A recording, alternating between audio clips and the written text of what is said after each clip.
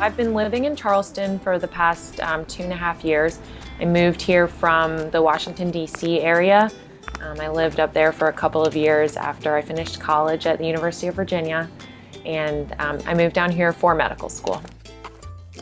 So I decided to go to med school because medicine has always been a passion of mine since I was a kid. I think I knew that I wanted to go to med school from when I was, in high school, and it's always been my goal. But it's just this sense of wanting to help people and give back to the community in a way that I thought would be challenging for me and interesting.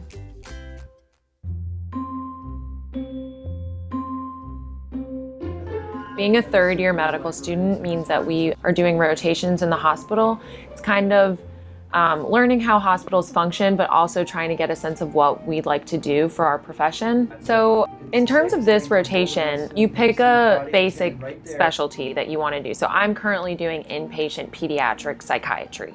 And I decided to go to telehealth, first of all, because Dr. Frampton Gwynette is an amazing physician, and he's really kickstarted, the psychiatry part of telehealth at MUSC.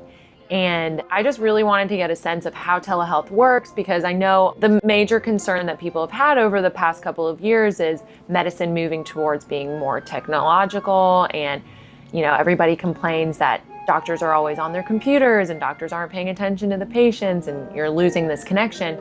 So I just wanted to see what it would look like where the physician is on one side of a computer screen and a patient is on the other side. Just to see a therapist locally?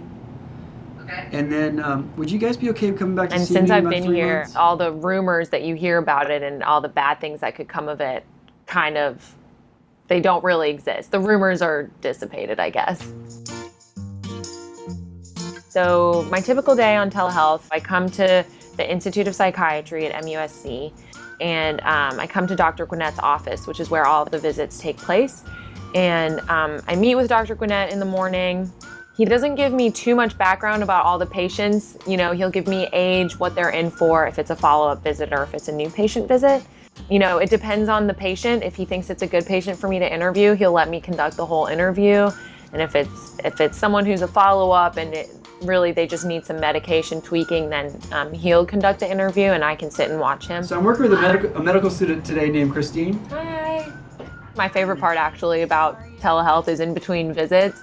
Dr. Gwynette gives me little learning sessions on all parts of psychiatry. Like today, for instance, we had a break in between 2 visits and he did a whole lecture for me on borderline personality disorder.